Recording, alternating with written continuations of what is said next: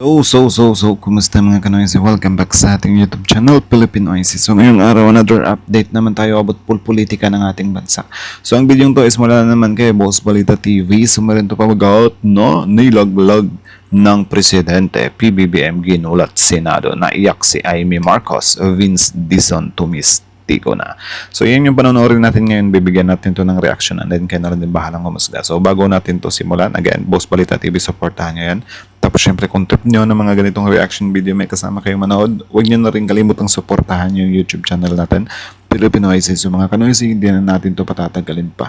Simulan na natin, baka agawin pa ng China. Again, ang mabagat ng video ito, nilaglag ng Presidente, PBBM ginulat Senado, naiyak si Amy Marcos, Vince Dizon tumistigo na. So Boss Balita TV, Philippine Oasis, like, comment, share, subscribe, start. Nakagulat na balita, grabe si PBBM, ginulat ang Senado, napahiya si Amy Marcos, nilaglag ang kapatid, tumistigo na si Vince Dizon. Ayon sa nakalap nating impormasyon, gustong siraan ni Senador Amy Marcos si Secretary Vince Dizon sa kapatid niya, pero siya ang nabaliktad, inutusan pala siya ng Pangulo. Grabe si PBBM, ginulat ang Senado, napahiya si Amy Marcos, nilaglag ang kapatid, tumistigo na si Vince Dizon. Tara panoorin natin. Okay, thank you very much. Very simple question. Real talk lang po. Kasi eto nga, nandito tayo na galit lahat ng tao. Parang linoloko naman tayo nito. Kayo nagpakaltas, ipapabalik muli. Ano ba, sa loob ng 2 buwan, ipapakaltas ba ulit? Gusto ko malaman, real talk konti ha. Ilan ba talaga at alin ba yung mga project na dumaan na sa early procurement sa panahong ito? Ilan ba talaga? Meron ba na mga projects na pinag-uusapan na nasa loob ng NEP sa budget ng Pangulo, nag-undergo na ng early procurement? Meron na ba? Kasi ang balita, takot lahat. Totoo bang meron o hindi? Wala pa pong dumadaan sa early procurement dahil po hindi pa klaro kung ano yung mga proyekto talagang mapapasa. Wala pa po. Siguradong sigurado kayo, wala ni isa. Opo. Zero. So wala tayong pinag-uusapan. Tama po ba? Sa ngayon. Mga ganyan, no? So, ang ibig sabihin niyan, dati-rati talagang hinahabol yung early procurement ng October para hindi ma-delay ang project kasi aabutan talaga ng tag-ulan. Hindi ba? Tama po yun. O kung ganon, mag-a-adjust ka ng lahat ng ABC, sigurado na madidelay. Totoo po yan, Madam Chair. So, ang hinaharap natin, talagang madidelay. Opo, dahil po na-delay ang early procurement, marami pong mga proyekto for 2026 na madidelay. Sigurado So, ang po yan. hinaharap natin, talagang malungkot ang first and second and even third quarter, aabutin ng ulan. Yung tamang projection lang, kasi nag-expect na Parang nagbago yung yung mukha ni Amy. Parang mas lalo niyang pina-enhance. Diba? Nasaktan siguro siya nung dinug show yung mga picture niya dati, diba? I don't know. tao, dadagdagan, papabalik mo. Pagkatapos, madidelay rin pala. Ano naman ang visa nun? Para kay pa? Ang visa po noon, matutuloy pa rin po yung mga proyekto, Madam Chair. Madidelay lang nga po dahil extraordinaryo po itong panahon natin, Madam Chair. At tingin ko po, prudent din po, tama din po, na hindi muna magsimula ng early procurement. Dahil unang-una, hindi pa po sigurado kung ano ang mga project na papasa ng Kongreso. At ikalawa, dahil nga po nagbaba tayo ng presyo ng materyales ngayong fourth quarter. Ganun pala, wala pala tayong pinag-usapan at talaga naman haharapin natin 3 quarters worth of delay. Tama naman yung mga nag-text po sa atin na lokohan na lamang to. I truly resent the fact that the BICAM is being hostaged by the Secretary of the Department of Public. Sino bang nagte-text sa'yo? Sino bang nagte-text dito, par? Works and Highways. At kung tunay na wala kayong tiwala sa sino mang district engineer, hindi po ako abogado ng Public Works, dapat tanggalin na lang ninyo lahat kasi pinapadagdagan mo yung budget, tapos yung mga mag-i-implement, wala kang tiwala, ano naman kami? Susunod sa iyo na kayo mismo walang tiwala sa isa't isa? Tama ba yun? Yun lang po. Salamat po if I may. Okay. So parang pinag-iinitan niya yung walang tiwala sa district engineer. Yung kasi par, yung hanay, ewan ko, for me lang to. Yung hanay kasi ng gobyerno natin, I mean yung sa DPWH, hindi mo naman talaga masasabi pare kung sino dyan yung mga manloloko, sino yung hindi. Diba? Sobrang unfair din naman doon sa ibang tao doon, diba? Nasibakin mo na lang, diba? Without, hindi mo idadaan sa due process na like, wala kang nakita, diba? Wala kang nakita na tawag dyan. Wala kang nakita, kasi what if, 'di ba? Sobrang dedicated ng mga tao na 'yan. 'Di ba? Tapos nadamay lang ng mga mga bulastog na mga mga tawag diyan, inaano ng government natin. 'Di ba? So madadamay sila ngayon. So kaya dito sinabi ni Vince Dizon na kahit siya wala siyang tiwala, hindi ibig sabihin na wala talaga siyang tiwala, na parang inaano niya na marurumi to lahat. Parang sinabi niya lang, of course, sobrang hirap ng magtiwala or wala akong tiwala sa mga taong to. 'Di ba? Kaya siguro may gagawin sila diyan para malaman nila, 'di ba? Para mahuli nila kung sino talaga yung mga gumagawa ng mabuti o hindi. Sobrang dali lang kasing sabihin ni Amy din, ano na parang, tanggalin nyo. Pero what if kayo yung nasa posisyon na buong buhay nyo, sobrang ganda naman talaga ng pinaggagawa nyo. Di ba? Nadamay lang kayo. Ito talaga sila, parang ayaw talaga nila sa due process. No? Pero kapag sila naman yung nangangailangan ng due process, gustong-gusto ng due process. Just respond to that po, ma'am. Unang-una po, hindi po pwedeng huminto ang trabaho sa DPWH. Napaka-importante po ng ginagawa ng DPWH. Habang ginilinis natin ayon sa utos ng Pangulo, ang departamento, hindi po pwedeng huminto. Nakita na po natin ang epekto sa ekonomiya nitong nakaraang third and fourth quarter. So we are doing the best we can given the current situation, Mr. Chairman, Madam Senator. Yes, Secretary Vince, hindi kita pinahihinto sa trabaho mo. Pinamamadali nga namin. Ikaw ang humihinto sa trabaho namin dito sa BICAM at papalit-palit ka ng sinasabi. Yun ang problema. Ba't nag-attitude to siya? Nag-attitude to siya, par. Nag-attitude to siya. Sige, sabihin na natin. Gusto mo ipatanggal, di ba? Kasi walang tiwala si Vince Dizon doon sa mga district engineer na yun or whatsoever. Do you think yung ipapalit na bago, may tiwala pa rin siya doon? Of course, wala. Di ba? Sobrang linaw naman ng sinabi, di ba, na hindi naman pwede talaga na mahinto yung trabaho ng DPWH. Siguro, ang dapat gawin ng government dyan is maging cautious na lang. Di ba? Total, ano naman yung Kadena Act, naipasa naman na yun. Di ba? So, malalaman na natin kung, ay hindi din kasi yun nga, ang pinaka-challenging part din kasi talaga daw sa yung mga district na yan, para mga engineer na yan. After maano yung budget, parang rekta na daw sa kanila eh. So, something like that, di ba? So, sobrang hirap talaga. Kahit na palitan mo pa ng bago yung mga yan. Di ba? Same lang din. Siguro dapat gawan ng government pa yan ng para mas maano pa talaga nila, di ba? Yung pera or yung galaw ng pera para wala nang problema sa hinaharap. Kasi yun nga, hindi naman talaga pwedeng ihinto, di ba? Yung trabaho ng DPWH. Kasi lalong mangungulelat yung bansa natin. Para nangungulelat nga na tuloy-tuloy yung trabaho ng DPWH. What more na lang kung itigil pa? Di ba? Senador pa naman to. Hindi po ako papalit-palit ng sinasabi, Madam Chair. Ako po ulitin ko, nagpunta lang po ako dito para ibahagi sa bicameral conference yung nakikita po naming epekto nung pagpasa ng third reading version ng Senado. Yun lang po. Ngayon, nasa Senado na po yan at nasa bicameral conference, nasa Kongreso, kung paano po magpo-proceed dito. At yun naman po, syempre, tatanggapin na naman po ng ekutibo kung ano naman po yung decision na yan. Ang Pangulo po mismo ang nag-instruct sa akin na ibaba ang presyo ng simento, ng bakal, ng aspalto, ng graba, ng buhangin, at iba pang mga materyales na ginagamit sa pagpapagawa ng ating mga kalye, Tama. mga tulay, mga classroom, at iba pa. Hindi pa po Okay. ito ginagawa in the past. Mm. No, dati po, bababagan ng budget. Hindi pa po ito ginagawa in the past. Nako, huwag kang ganyan. Di ba? Mr. Dizon, pag-iinitan ka lalo, mapipikin yung mga yan. Di ba? Speaking of the past. Siguro kung nandyan si Bato or si Robin, baka ano na naman yun. Di ba? Wag mo nang banggitin yung the past, in the past. Gaganyan yun. Sobrang allergic pa naman sila kapag dinadawit yung past administration or yung past administration. By 10%, pero yung level of detail po na ginawa ng administrasyon ni Pangulong Bongbong Marcos ay ngayon pa lang po nagawa ito. Nako. Importante po ito dahil Dahil? yung kanyang zona, ang Pangulo po mismo ang bumulgar sa isa sa mga pinakamalaki o siguro pinakamalaking corruption scandal sa history ng bansa. Tama. At sabi niya, enough is enough. Kailangan reformahin na natin ang DPWH. And this is a testament to the President's vision of making the DPWH more transparent and removing all forms of corruption, beginning with the overpriced materials. So, tama po ang Senado at ang Kongreso. Sinabi ko po paulit-ulit na dahil sa utos ng Pangulo, binaba po namin ang presyo ng iba't ibang materyales sa pagpapagawa ng ating mga iba't ibang proyekto sa DPWH.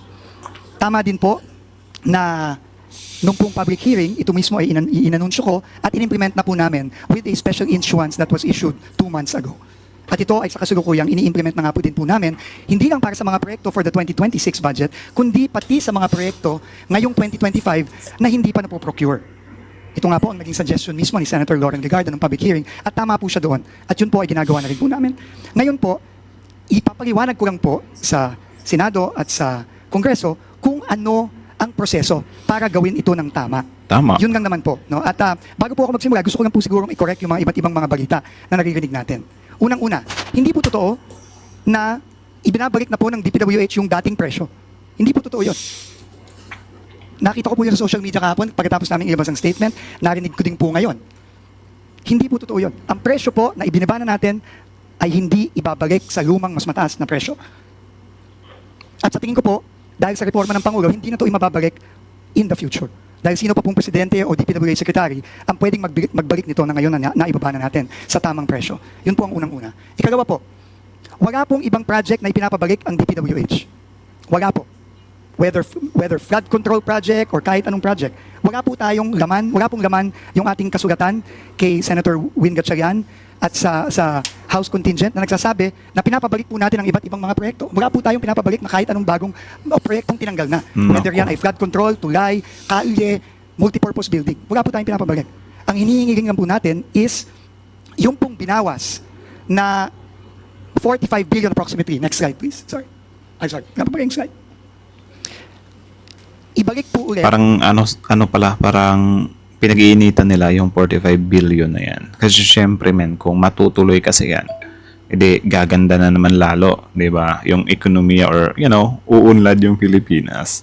May pagbabago na naman kasi malaking pera yan. Tapos syempre kung ngayon na pumutok yung issue sa flood control, yung corruption, malamang yung 45 billion na yan gagamitin talaga sa tama yan. Kasi parang dapat bumawi talaga sila sa tao, no?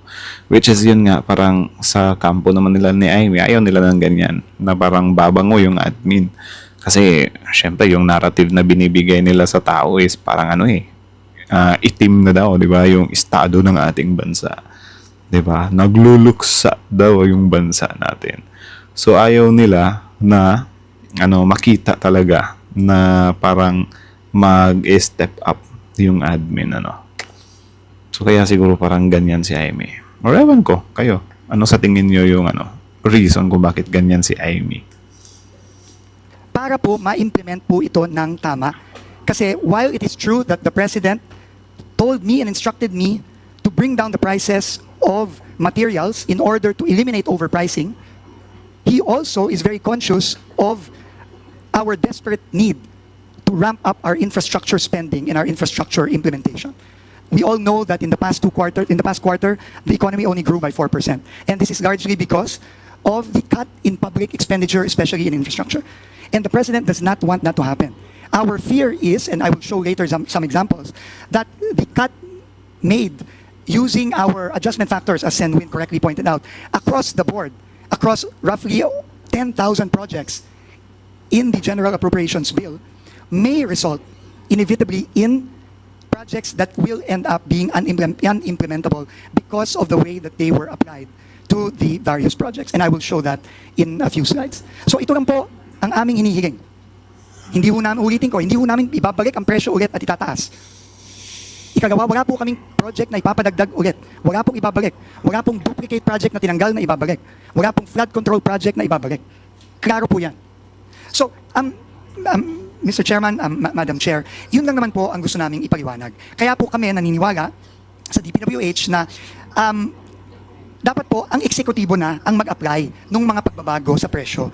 Dahil po yung proseso na ginagawa ng DPWH ay nandyan na. May proseso po tayo para i-apply yung mga reduction. At ito po, mami-minimize natin yung risk na magiging unimplementable or inviable yung proyekto. Pero po, ito po, panghuli ko na lang pong sasabihin ito. Naiintindihan ko po at naiintindihan din po ng Pangulo yung pag-aalinlangan.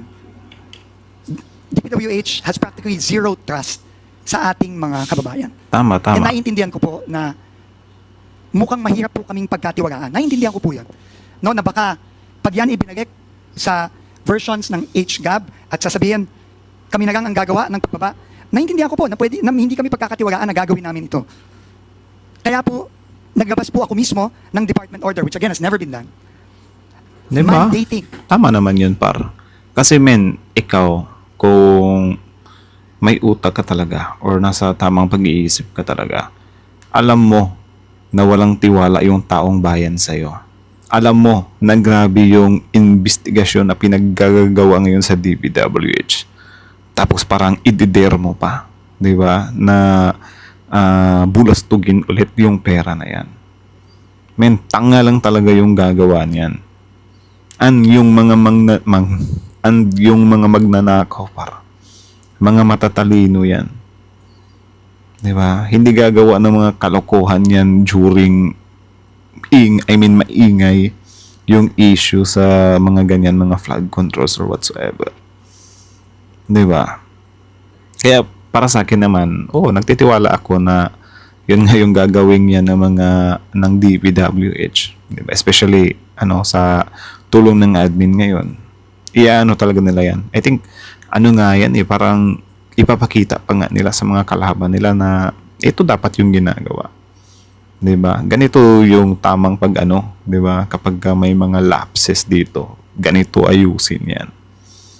'Di ba? Kasi parang yan parang babawi ba? Babawi yan sa taong bayan par. So, yeah. All regional directors, all district engineers to implement this strictly. At kung hindi po ito implement, we will not authorize the procurement of these projects.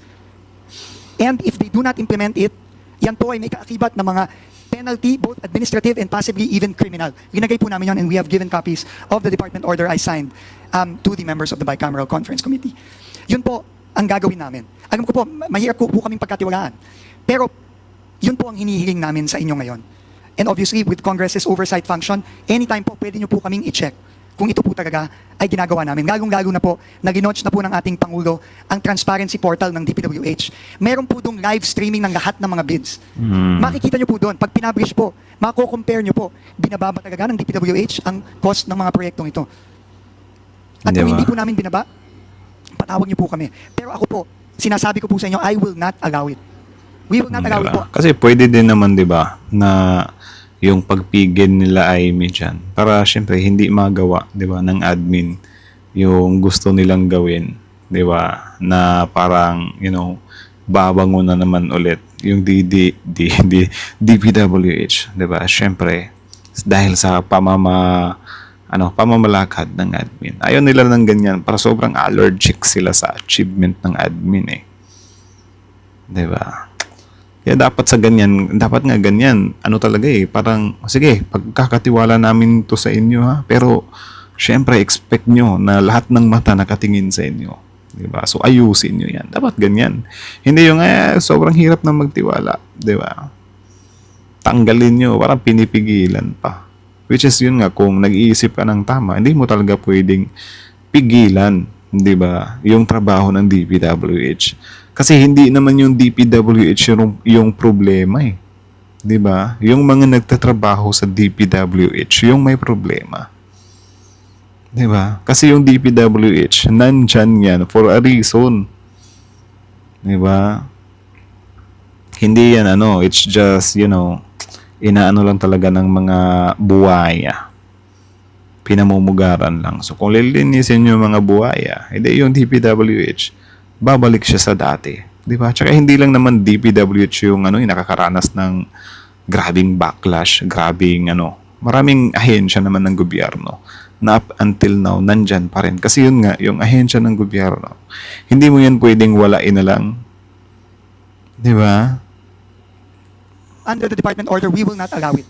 Yan po talaga, kailangan naming i-aproba bago yan i-publish for bidding.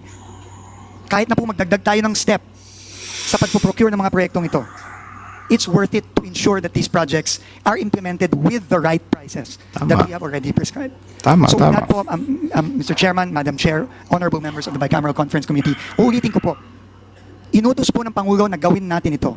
This has never been done before. And we will never renege on the promise of the President and the instructions of the President to reform DPWH. And we will never bring back the prices to where they were before. Dahil nga po, alam naman po nating lahat at alam po ng buong Pilipinas na matagal nang overpriced ang presyo ng DPWH. Maraming salamat po. So, actually gusto ko lang husundan yung sinabi ni Senator Kiko. Kay Secretary Vince, ako may tiwala ako. Yun din ano, parang ako nga din eh. Like, for example, may mga nakikita tayo, di ba?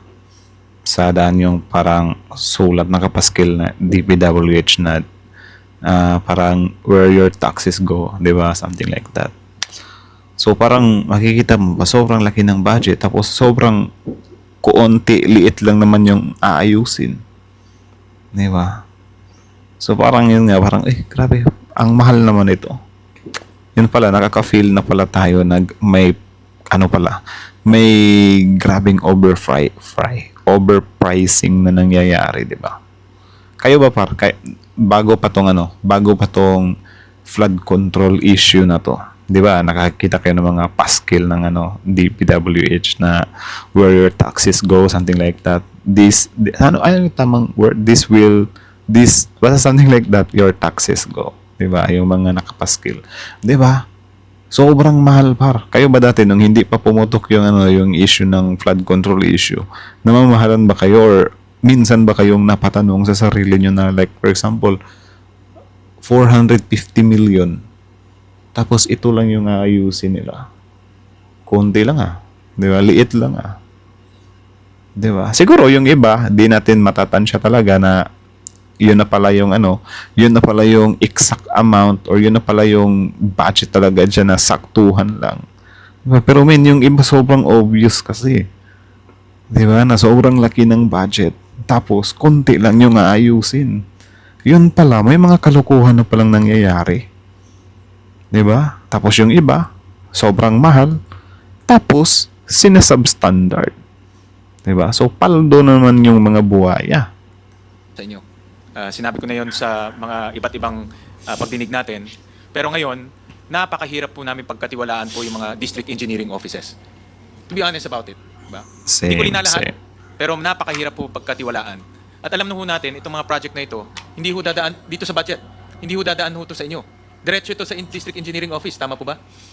Tama po. So diretso. So ano yung in-approve naming budget dito? Diretso ho ito sa district engineering offices. Tama? Mr. Tama? Chair, opo. Yeah, tapusin ko lang ho. So alam ko linilinis niyo ho ang mga hanay ng district engineering offices, buong DPWH, pero that will take time. Habang ho kayo kailangan relentless, tuloy-tuloy, dapat ho walang patid, pero that will take time.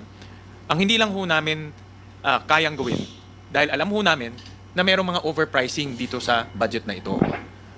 Tapos pag na-approve ho natin at diretso ho yung budget sa district engineering office at hindi pa ho nalilinis, itong mga corrupt officials, gagawa ho yan ng paraan para magamit yung pondo.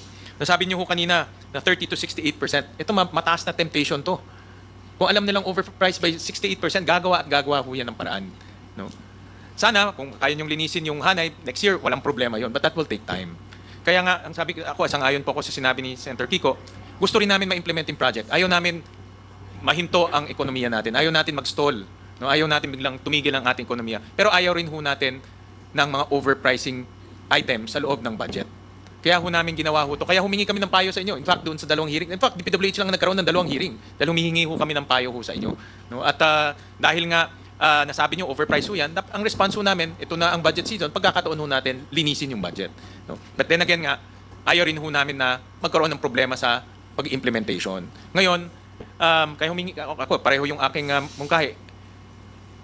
Dapat may action rin ho kami ngayon na dapat gawin para masigurado ho namin na yung pepermahan ho naming budget ay alam ho namin walang overpricing. So, yun po yung aking pananaw ho dyan. Tama naman. So meaning, yung budget na yan, meron pang overpricing. Ano ba, hindi ba siya pwedeng ayusin agad before dalhin dyan? Kasi di naman natin alam kung paano gawin yan. Mr. Chairman, just very quickly kasi nabanggit yung pangalan ko. Naintindihan ko yung kailangan magkaroon ng mga economic activity, di ba? Construction. Naintindihan ko yun. Dahil nga Yan ang magbibigay buhay at trabaho sa hanap buhay at bubuhayin ang ekonomiya. Pero Tama. huwag nating kakalimutan na kaya nga nagkaletse-letse yung ating growth dahil sa corruption. Kaya ang hirap kinakailangan balansehin natin. Yung kagustuhan nating magkaroon ng economic activity, magkaroon ng construction activity, magkaroon ng trabaho sa kanayunan, pero tandaan natin, kaya nga natigil ang nagkaproblema sa ekonomiya dahil sa corruption. Mr. Chairman, if I may respond lang po. Baka matawa po kayo dito, pero kahit po ako walang tiwala sa mga district engineer. Actually, to be quite honest, no? Magtatatlot kalahating buwan pa lang po ako dito. Kaya nga po naglabas kami ng department. Oh, di ba? Magtatatlong buwan pa lang siya. So meaning par, yan pala yung yung pinaghugutan niya nung sinabi niya na kahit siya wala siyang tiwala sa mga district engineer kasi yun nga yung iba diyan nauna eh, 'di ba? Sila yung nauna kaysa kay Vince Dizon. 'Di ba? So paano malalaman ni Vince Dizon agad-agad, 'di ba? Kung sino yung mga involved sa mga kalokohan o hindi. Kung ang gusto niya ay may ipatanggal lahat. 'Di ba? Parang unfair naman yun doon sa iba na naghahanap buhay ng marangal, ginagawa yung trabaho nila ng maayos. Hindi nangungurakot kasi takot. 'Di ba? Tsaka yun nga, kahit palitan mo ng bago yan, 'di ba? Hindi mo pa rin magagarantya, 'di ba, na hindi magluloko yan. Pero lang siguro kung may gagawing hakbang yung gobyerno, 'di ba, na matrace talaga nila na talaga, na punta talaga sa maayos na yung budget. 'Di ba? Ganyan lang naman eh. So ito pala yung pinaghugutan. Na minamandato namin sila. Kahit na po ang pondo ay dadiretso sa mga district offices, kami po ay naglabas ng department order para masigurado na ibababa nila ang presyo. At hindi po namin i-approve ang kanilang pagpapabid kung hindi nila ibaba ang presyo. Pero I think Yun. I think lahat naman po tayo nagkakaintindihan na ayaw natin ng overpriced. Diba? Tsaka, yan yung dapat i-live stream nyo, yung bidding. Diba? Tapos kung mahal, diba, parang dapat questionin mo yung oy, ba't kinuha mo yan? Sobrang mahal pa niya na sa target natin na. Diba? Wag yan. Gintay pa tayo ng tamang panahon. Kasi kung yan kukunin mo agad kahit mahal, magduda ka na doon. Diba? Pwedeng may nakipag-ugnayan dyan doon sa negosyante tapos dito sa natin. Diba? Yan lang naman. I think mas yun mas useful yung yung live stream sa mga biddings Rewan ko sa inyo kung yung tingin nyo. Ayaw po namin yan. Kung pwede kang po talaga na i-cut na natin ngayon, if it's humanly possible to cut now, we would do it. It's just that according to our engineers, not the district engineers, but the engineers in the central office, for us to go through each and every project out of 10,000, 12,000 projects, talagang hindi po kakayanin. So kaya po kami nagdesisyon na magpadala ng sulat sa Senado. Pero again po, ulitin ko, we will leave it to the wisdom of the Senate kung paano po mag-resolve ito. Salamat po. I would now like to recognize Representative Pepito Alvarez. Suggestion lang po ito, Madam Chair, Mr. Chair. Kasi naglabas na si Sig Benz ng order sa lahat ng kanyang mga DE tsaka RDs na kung may bidding, at least sundin na itong presyo ng mga materyales. Given that he has given the RDs and the DEs the instruction to cut out the fat if there is any. Kasi as I explained earlier, ang presyo ng buhangin sa Southern Palawan is only 1,000 pesos per cubic meter. Ang presyo sa norte, sa MBUC, 2,500 pesos buhangin or graba kasi nagagaling sa Mindoro. Ganon din sa mga steel materials. Ganon din sa simento, wala po kaming cement plant sa Palawan. Since my guideline na ang DPWH, let them create the surplus or the savings and let them return the savings kung hindi niya magamit, return to Treasury. Tama. Yan po ang suggestion ko. And let us not cut the budget right here now para ma-implement lahat ang project and let him commit to return. Kasi your 50.50 Tama. Buti pa to. Matalino pa to. 'Di ba? Tsaka na lang, magtalaga na lang kayo ng susunod diyan.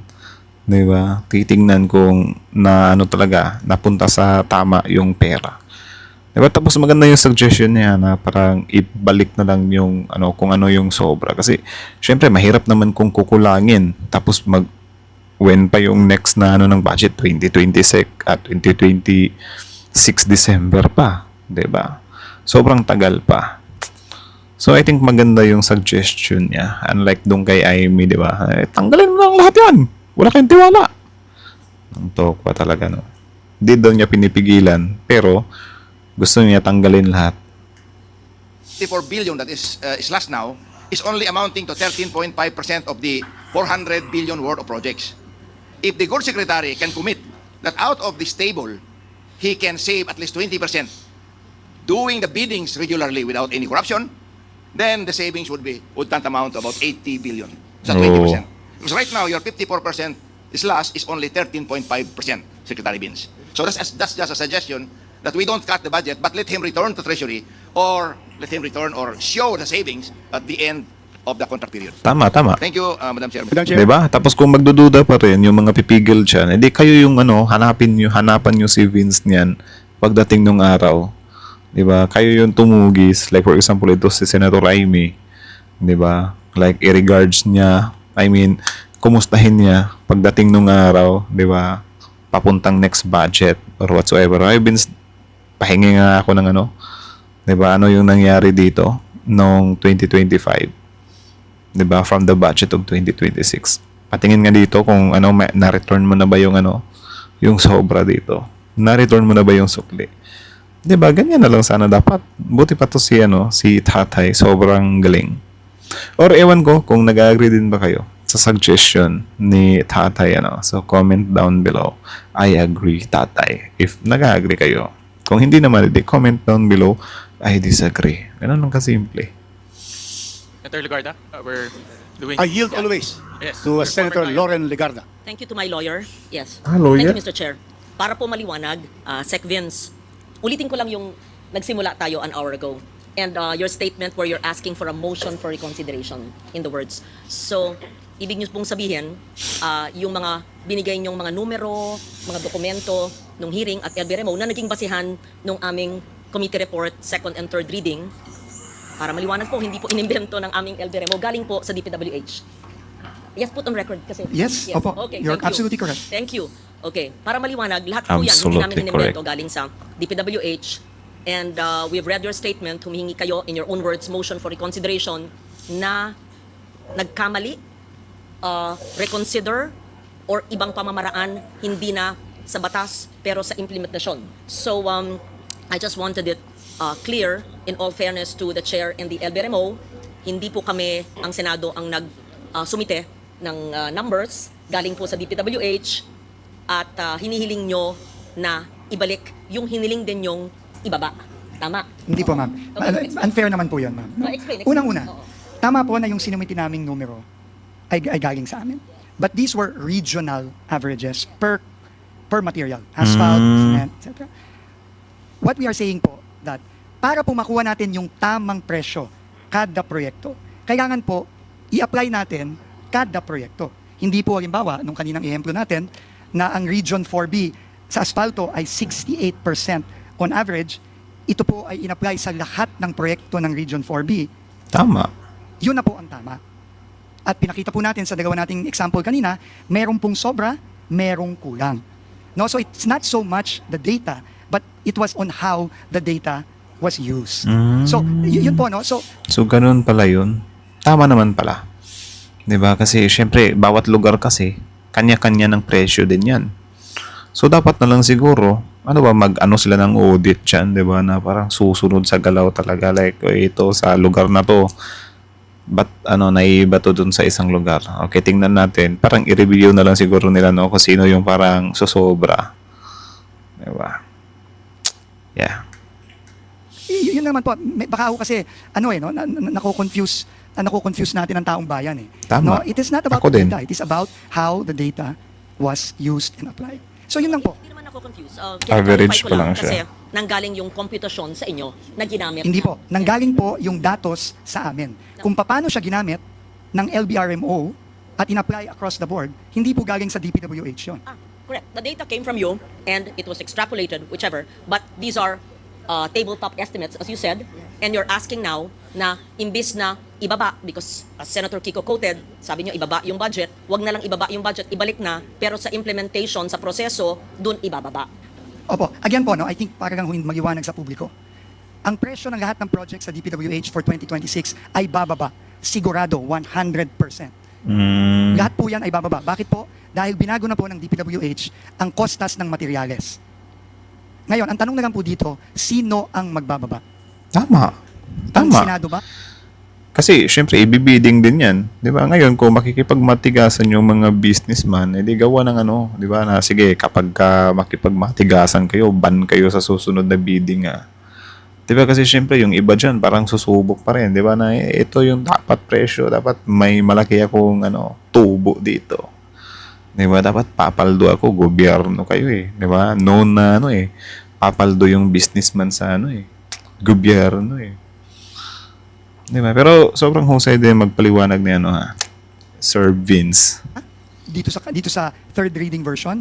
Or ipapaubaya ba yan sa DPWH na i-apply on a case-to-case basis sa mga individual na proyekto? Tama. Ibig sabihin po, ng case-to-case, titignan po ang project sa Palawan, South Palawan District, at i-apply ang presyo ng simento doon. Bababa po yung presyo ng project doon for sure. Okay. Pero po, ang risk lang po kung susundin natin yung nasa third reading version ng Senado is magkakaroon po ng mga proyektong tulad nung pinakita ko kanina. Yun lang po. Pero po syempre, kung yan po ay okay sa Bicameral Conference Committee, then okay lang naman din po yun sa DPWH. Let me just set an example Opo. para, yes, thank you for your answer. So it's clear the data came from DPWH and we adopted it in the committee report, third reading version, and we acknowledge that there is a letter request to the chair and the secretary, DPWH, is asking for a motion for reconsideration na ibalik sa dating cost but it will be implemented per district, per region. Example, yung preventive maintenance. According to El Baremo, more or less, there's 50 billion in the DPWH budget. And sa aking kaalaman, yung preventive maintenance, parte dyan yung asphalt overlay. I'm not sure how much, assuming lang, 20B of the 50B ay asphalt overlay sa preventive maintenance na 50B. And from 30 to 68% yung sabi nyong tongpats or overpriced. Sabi mo ng 68, yung sukdulan na overpriced. So ibig sabihin may 13.6 billion kung 20 billion yung asphalt over. Tsaka yun nga yung ayos ng kalsada no. In fairness ngayon ha, hindi na sila nag-aayos ng kalsada. Ayun, sobrang sira na tuloy ng kalsada. Dito sa amin, sobrang lubak-lubak na pa rin. Hindi na nila inayos eh. Diba? Paano? Panay ano lang eh. Espalto, tapos ulan. So, paulit-ulit lang. So, nasasayang yung pera. Kapag kasinimento naman, okay pa naman. Hindi pa naman talaga grabe yung bitak or hindi pa naman talaga siya sira. Pero sinisira para ayusin ulit, anak ng tokwa. Pero yung ibang kalsada na sobrang, marami ng butas, hindi inaayos. Diba? Kaya parang dyan, makikita mo talaga na sino yung malakas mangurakot, diba? So right now, parang tigil muna sila sa pinagagawa nila pero yun nga, nagsasuffer na tayo.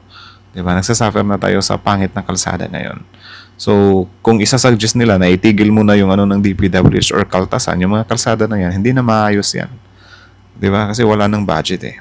So, do you think tama yung ipatigil mo yung ng DPWH function? 'Di ba hindi? Dapat tuloy pa rin yung function ng DPWH tapos i-regulate na lang sila. 'Di ba? Pasundin na lang talaga sila kung yung dapat nilang gawin. Ganyan na lang.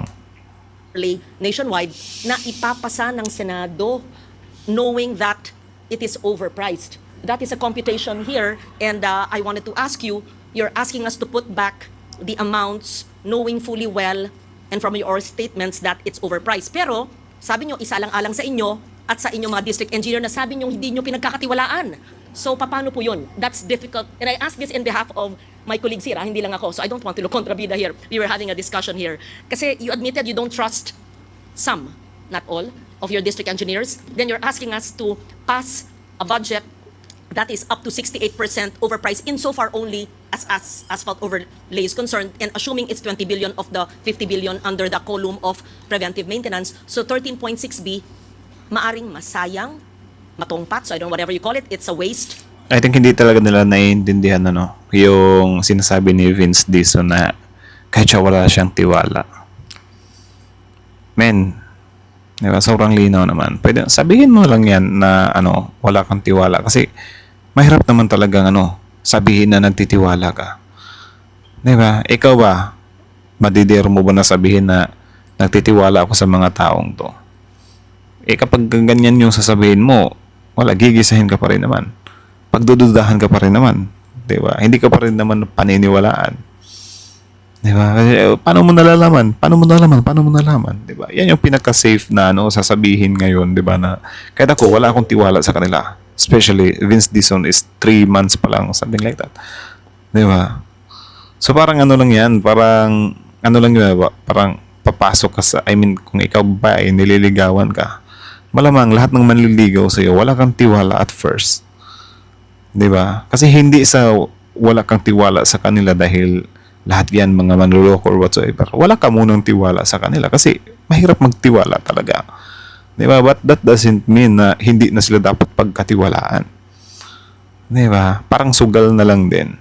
Yun nga, nakakalungkot man, pero parang ganyan yung mangyayari, diba? Kasi, yun nga, kahit naman sino yung ilagay mo dyan, diba? Kahit palitan mo pa ng bago yan, same pa rin yung magiging stand ni Vince Dizon dyan. Na kahit ako, hindi ako magtitiwala dyan. Kahit sino yung ilagay mo dyan. Diba?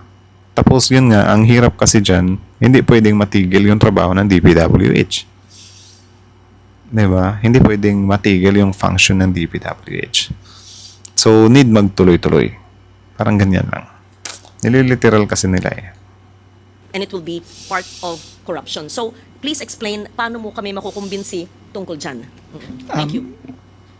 Ulitin ko po, kaya po kami nagpasa ng department order para masigurado na i-implement ang pagbaba ng presyo. Hindi po ito kung gusto lang nila o ayaw nila, ito po ay mandato sa lahat Tama. ng district engineer. Whether may tiwala ako sa kanila o wala, kailangan nilang gawin yun. Kung Tama. hindi po nila gagawin yun, hindi po natin papatuloy yung proyekto. Kung hindi natin makita yung pagbaba sa presyo na nararapat. Tama. With also, kung titingnan niyo po yung aming department order, meron din pong penal provisions, no? Kaming ginagay doon. This has never been done. Diba? No, in Parang dapat kasi lumabas dyan, par. Hindi yung gobyerno yung maghahabol sa inyo. Kayo yung maghahabol sa gobyerno. Bidding nga, di ba? Di ba? Paliitan dapat yan. Kasi yung nangyayari dati kaya prone to corruption kasi pataasan sila ng presyo eh. 'Di ba? Tapos mina-magic na lang nila doon sa kapag sila na lang yung nag-uusap sa kwarto. 'Di ba? Kaya ino-overpriced nila. Pero ngayon, kung mura talaga, fair price talaga, 'di ba susolusyonan na 'yan. 'Di ba? Yung issue talaga diyan. Pero syempre, yun nga as per Win Gatchalian, meron talagang susubok. Kaya siguro dapat may ilagay sila dyan na lookout or watchdog, something like that. Diba? Para lang mag-garantiya talaga, And then, iakyat nyo na agad sa bita yung kaparusahan ng korupsyon. Tapos yan. DPWH. So, yun po ang aming paraan. Pero ulitin ko po, it is an issue of trust. Really, it is an issue of trust. And I understand that this department has zero trust. Tama. But we are trying our best. We have already brought down the continue. prices, which has never been done before based on the President's directive. We have issued a department order mandating all the regional directors and the DEs to implement it. Now, if the Senate still doesn't believe that we will do it, again, no, I don't trust them, but I trust the department order that we push forward. Because Tama. we cannot not implement it. Because we will not allow it under the department order. They cannot begin procurement unless we see the price. Tama. Tama. Di ba? Parang nangyayari ngayon sa politika ng ating bansa. Lahat ng politiko, may tao talaga na hindi nagtitiwala. Kasi ano bang assurance namin talaga? Di ba? Na hindi kayo mangungurakot. Kahit sinong politiko, kahit si PBBM, kahit sila Hontivero, sila Duterte, sila Sara, sila Bato, silang Vince Dizon, wala tayong hindi tayo 100% makakasigurado na gagawin talaga nila yung trabaho nila. 'Di ba? Pero syempre, kung meron silang sinusunod, 'di ba, na ito dapat yung sundin nila. Ito yung dapat yung gawin nila, ito dapat yung trabaho nila. 'Di ba? Kailangan nating magtiwala and then parang na lang talaga. Tsambahan na lang kung mabuko. 'Di ba? Kapag nabuko, parang doon na talaga mapapanagot. Pero ngayon, wala talaga. Trust na lang talaga yung ibibigay mo. 'Di ba? Kaya nga, dito sa admin, need natin silang bigyan ng trust para magawa nila yung trabaho nila. Tapos kung may makita tayong mali, doon tayo magre-react. Diba? Hindi na para anuhin pa natin, protektahan pa natin sila. Diba? Ganyan lang yan. Lahat talaga wala tayong trust par. Diba? Tsaka normal lang yan na hindi talaga tayo magtiwala, especially ngayon na lumabas yung issue ng flood control corruption. Diba? Sa atin na lang talaga dito, magtiwala sa kanila, and then kapag gagawa sila ng kalokohan at nabuko, edi hatulan agad, kulong, di ba? Ganun lang. Kasi hindi mo naman talaga pwedeng itigil eh. Kasi kung usapang corruption, tapos unsure tayo. Di ba? Edi tigil lahat ng trabaho. Di ba? From president to mayor, barangay captain or whatsoever. Di ba? Pero in fairness kay kay Secretary Dizon, sobrang niya par. Ang galing niya ring magpaliwanag. Kaya I think din talaga reasonable din yung pagka-appoint sa kanya. Let's go down to the levels that they are supposed to go down. So, but like I said, it's an issue of trust po, and we submit to the wisdom of Congress. We are here just to inform the bicameral conference committee of possible implications of the Senate version, and tell you about our safeguards that we have implemented. But of course, at the end of the day, it is the decision of the bicameral conference on what to do and how to proceed. Thank you very much. Madam Chair. I would now like to recognize Nice, Representative nice, Albert nice. Garcia. So, yun lang naman. So again, ang video to is mula kay Boss Balita TV. So, supportahan niyo yan. Original video link in the description box below. Panoorin niyo rin. Subscribe niyo rin. Tapos syempre, bago niyo iwan yung YouTube channel natin, Filipino IC.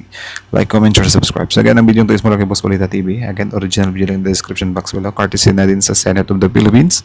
Tapos, yeah. That's it. So, kudos din kay, Sir Vince Dizon, kasi, din, nakuha or naibigay niya rin sa akin kung ano yung mga dapat kong marinig. Kasi yun, kita ko naman, parang di natin alam kung paano pa muling magpa-function yung DPWH sa likod ng mga issue nila sa flood control or sa corruption. So, nabugbog talaga sila ngayon. So, tama naman yun talaga. Kahit sino naman yung tanungin, di ba? Kahit yung mga senador na parang nag-aalinlangan sa budget, kahit sila mismo, aware sila na hindi talaga pwedeng itigil yung function ng DPWH. Kasi yung DPWH nabuo yung DPWH for a reason. Diba? So, hindi ang DPWH yung problema. Ang problema, yung mga tao na nandyan sa DPWH. So, need magkabalasahan dyan. Need ayusin. Diba? Need na, ayusin. Yan. Diba? And then, yan nga, para makuha nila yung, para makuha yung trust natin. Kasi, sobrang hirap naman talaga. Di ba? Sobrang hirap talagang kunin ng trust ng taong bayan from DPWH. Especially like Sir Vince Dizon, di ba? Na parang, kahit ako, wala akong tiwala sa mga engineers ko. Di ba? Ngayon, nililiteral nila. So, paano kami magtitiwala sa'yo kung kahit ikaw hindi ka nagtitiwala sa engineer? Given na, di ba, na lahat, pati DPWH, kahit nga si Vince Dizon, may hindi nga nagtitiwala sa kanya. Buong DPWH yung hindi nagtitiwala. So, paano ba natin mapabalik yung tiwala ng taong bayan? Ipagpatuloy pa rin natin yung gawain ng DPWH. Hindi yung bad na gawain. Yung gagawin nila, yung mga trabaho nila. Ngayon, para makuha ulit ng DPWH yung trust ng taong bayan, need mong ipagpatuloy yung function ng DPWH. Tapos kapag nagpatuloy na, di ba? Yung function ng DPWH, tingnan natin yung performance nila. Tingnan natin yung mga projects nila. Kung naaayon na ba. Kasi for sure, sa kanila lahat nakatutok. Diba? So tama naman yun. Diba na hindi natin pwedeng gipitin din yung DPWH knowing na yun nga may issue. Diba? Kasi hindi naman siya talaga DPWH talaga yung problema. Yung mga nanunungkulan lang sa DPWH yung may problema. Diba? Ngayon, kung maisaayos yan, of course, babalik sa sigla yung ekonomiya ng bansa natin. Diba? So, ang dapat lang nilang gawin dyan, pakitaan nila tayo ng fair na, yun nga, mga presyo. Diba? Mabigyan nila tayo ng mga solid na mga projects. Diba? Yun na lang, ipagpatuloy pa rin. Sobrang hirap ang magtiwala, pero wala tayong magagawa. 'Di ba? So, yun, ano talaga, kudos kay Secretary Vince Dizon sa pag talaga, grabe men, sobrang solid talaga. Yung kay Amy naman, ewan ko kung ano masasabi niyo doon, 'di ba? Kung ano yung gusto niya mangyari doon, 'di ba? Gusto niya lang bang na itong admin hindi pwede kayo hindi pwedeng bumango yung admin ngayon par, 'di ba? Dapat tanggalin mo lahat. Pero kung iintindihin mo, madali lang namang intindihin 'di ba? Na nung sinabi ni Vince Dizon na hindi siya nagtitiwala, given na yun par. 'Di ba?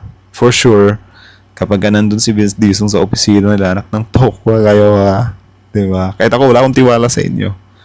Ayusin nyo yung trabaho nyo. Kasi ganyan naman talaga kapag masira na yung trust, need mong ibalik yun. Di ba? And then, para mabalik yun, dapat tuloy pa rin yung programa. Tuloy pa rin yung trabaho nila. Tapos, tingnan mo na lang yung mga future results.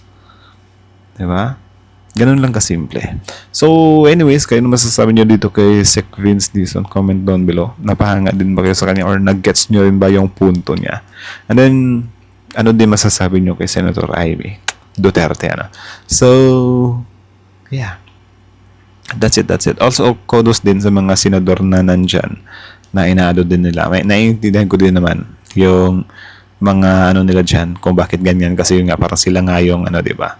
Sila nga yung some kind gigisa about sa ganyang mga bagay. So, kudos kay Attorney Ligarda, Senator Ligarda, Senator Kiko, tapos sino pa yung isang senador doon? Senator Gatchalian. Tapos escape muna tayo kay Senator Amy. Bala siya sa buhay niya. Tapos sino pa ba? I think sila lang. So, that's it. Thank you so much for watching. So again, Boss Bulita TV, Filipinoise. Like, comment, share, subscribe. Filipinoise is out.